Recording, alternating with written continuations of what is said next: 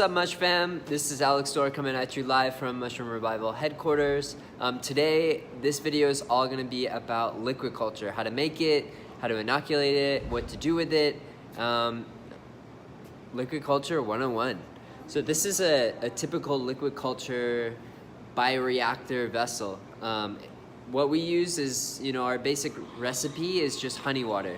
And it's basically just a sugary broth where mycelium mushrooms can grow in the broth, and we can inoculate our substrates and grow mushrooms.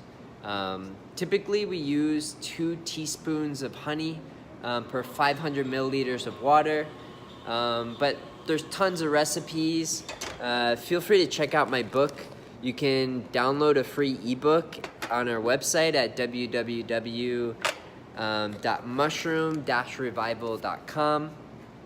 And if you go to resources, you can buy a physical version like I have here, or just download the free ebook. And on page 158, I have a bunch of liquid culture recipes, that go from complete liquid culture, malt extract, dextrose liquid culture, corn syrup liquid culture. You can pretty much make whatever recipe you want, but we like to make a honey liquid culture so the liquid is actually clear.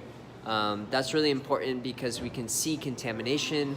Contamination makes the liquid culture really cloudy, and so this is really good because with a clear liquid culture we can actually see that contamination. So let's go over, a lot of people make their jars in different ways. We use this technique, which we found over time of doing many different styles, that this was the way to go. This was the best for us. And I'll show you the lid. It's made up of 3 different parts. For a while we were using metal lids, the 2-part lids that typically come with mason jars. But we were noticing it was starting to rust because of the honey water and sterilizing it again and again. And we didn't want those heavy metals like getting into our culture and inoculating our mushrooms. So we chose these, polypropylene number 5 lids, which are really easy to screw on and off, and they're really great. We use these injection ports, which you can easily find. They're super cheap. This is what they look like. We drill a hole and just slide them in. And this is where we will inject our syringes. This is a syringe filter. So this is how the mycelium in the liquid culture can breathe, let out CO2, let in oxygen, but it has a micron filter, which, doesn't allow bacteria and contamination to get in. This is 0.22 and this is another one. It's 0.45. It comes in little packs like this. I just bought it off Amazon. They're pretty cheap, and I can reuse them over and over and over again.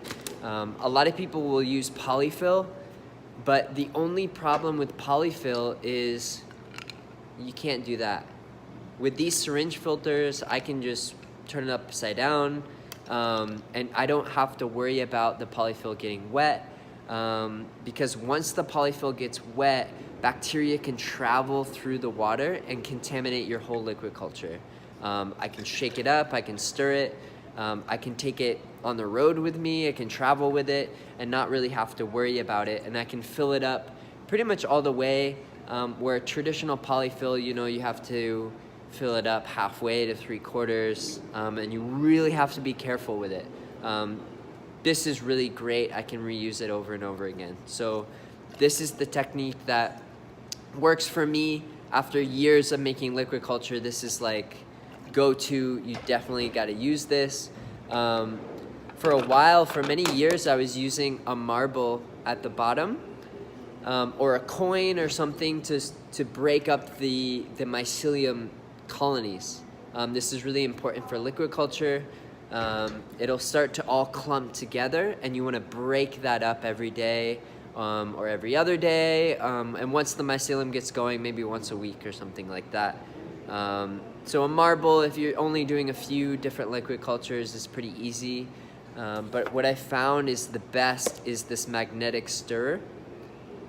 And it comes with a plate. So this rests at the bottom of the jar, as you can see. And then you have a magnetic stirrer plate, which spins this around really fast. You can control the speed.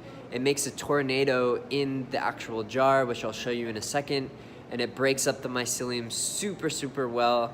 Because we're running, we have 30 jars at all times running with liquid culture, and having a plate you can just set it on instead of manually stirring it. We can get a fully colonized jar in about a week. Sometimes, up to 3 days, where before it was taking, around 10 days, and that was like really good for fully colonized. Now our record is 2 days for a fully colonized jar. And that's, we're using the magnetic stir. It breaks up the colonies, and it really fully colonized really well. So let's hop in the lab. Let's show you what we're doing. To get these ready for the lab, you can sterilize it in a pressure cooker or an autoclave or a steroclave. We sterilize between 15 psi to 17 psi for 17 to 20 minutes, and that seems to be the ideal time and temperature. Anything more than that, we're risking caramelizing the sugars, and it's less food for the fungi. And anything less, we're risking not sterilizing it. So after we sterilize everything, we let it cool in our lab in front of a flow hood, and we let it cool off. And once it's cool enough, we either add a liquid culture or some agar mycelium into this, and then we let it colonize. So let's take a look in our lab and see how that process is done. What's up, guys? So we're in the lab right now, and we're just inoculating liquid culture. We have our two awesome homies, the Mushroom Revival team, just inoculating some liquid culture right now. We have a couple different techniques that we're using, so we'll show you what they are. So the first technique is we have a syringe full of already colonized liquid culture, and we just inoculated this jar. We stuck it through the injection port, and so it'll take about a few days to a week to fully colonize. So this is the jar that we just inoculated with the liquid culture. You can see the little mycelial chunks floating around in the honey water. And those mycelial colonies will start to grow out in the next couple days. And we'll keep breaking them up with the magnetic stir, and this full jar will be fully colonized before he's wearing full Tyvek suits. We're in a fully enclosed room. That's positive pressure. These are two flow hoods, which are taking air from the back and pushing it through this HEPA filter using alcohol. They're wearing gloves and masks and spraying their hands down to be totally sterile. Another technique is that we can use a petri plate.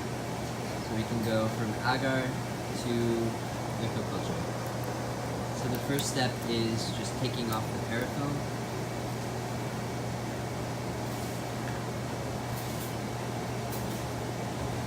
And then we can sterilize our tool. We are using a Bacto incinerator, but you can use an alcohol lamp with a flame to sterilize your scalpel. Second step would be to loosen this lid.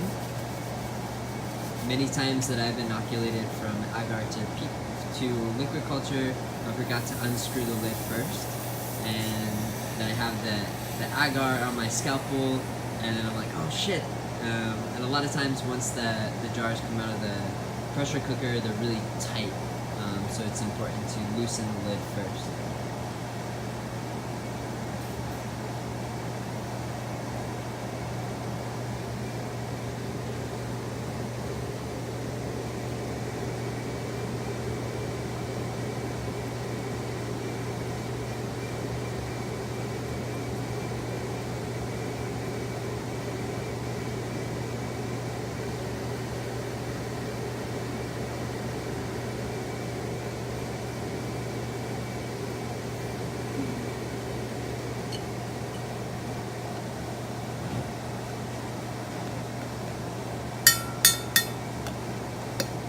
As you can see, Maz just cut out a bunch of little squares of the myceliated agar, and you can scoop it up out of the agar plate and just drop it right into the jar. And those squares, all those little bits of mycelium will start to colonize out just like the liquid culture. And the last step is just re-parafoaming the petri plate and then labeling the lid of the jar. So here's our magnetic stir. Once the mycelium starts growing out, we just like to put it on this magnetic stir once a day, and we can turn it on.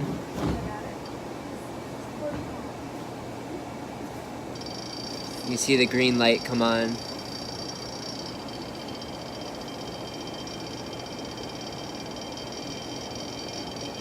And then you can see a tornado start to form in the liquid culture. This likes to break up the mycelium, and this is a really efficient way to break up your liquid culture to inoculate whatever you're going to inoculate. So we like to spin it for about 20 to 30 seconds, and then it should be all broken up and should colonize a lot faster. So for a liquid culture for storing, we like to put it on this cart. It's easily movable, and we have a dark room just behind this lab where we like to store our Cordyceps militaris liquid culture. The mycelium of Cordyceps is really light sensitive, so that's why we store it in the dark, and we can pull it out whenever we're gonna spin it or take some out for inoculation, etc. It's really important to test liquid culture to make sure that it's not contaminated. So it's really good if you have a lot of different liquid culture jars to label each jar a different number, even if it's the same strain. So we have LC liquid culture number 5, number 6, number 7, number 8, and all these are really clean. So say we have jar 9 that shows a little trichoderma, we know which jar it is and which to take it out. So our next inoculations can be totally sterile, totally clean, and really good. Another technique that a lot of commercial gourmet mushroom producers will use is kind of a form of liquid culture where they take a fully colonized petri plate and blend it up into a sugar or sterile water with a stainless steel blender, and they can make liquid culture really quick, either right on the spot or let that blended up agar kind of inoculate overnight, and then they'll pour it into their mushroom bags the next day in their lab. And that's a really quick and easy method to make grain spawn. And I've heard people use 1 petri plate to 1,000 pounds of substrate, so a little goes a really long way. So we have a couple different techniques of what kind of syringe that we're going to use to take out the liquid culture to inoculate our substrate. We like to use either a manual syringe. This is 60 cc's, but some people like to use 10 cc's, some people like to even use 100.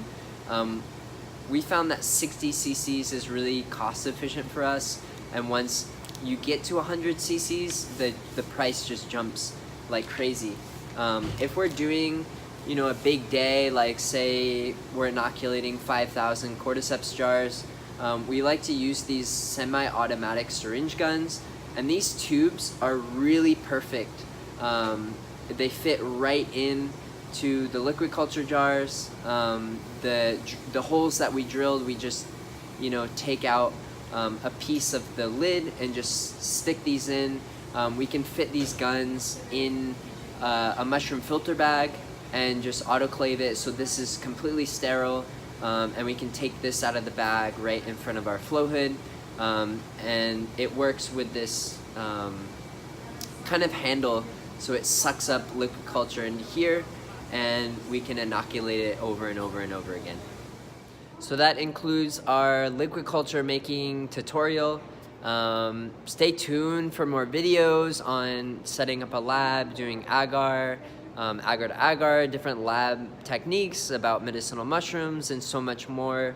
We're gonna have a podcast where we're gonna videotape our podcast sessions on many diverse different topics. If you have any questions on liquid culture, please put it in the comment section or reach out to mushroomrevival@gmail.com. If you want a copy of my book to read more, feel free to go to our website, www.mushroom-revival.com. You can download a free ebook or get the physical copy, and we can send it all around the world. Stay tuned for more classes, more videos. Please subscribe and share this video. Post it to your social media, tell your friends about it, your family, and use it, and if you have any ideas on videos that you really want us to teach you about, please put it in the comment section or send us an email, and we're happy to make a video. In the meantime, stay tuned, stay shroomed. Much love, everyone. Thanks for tuning in.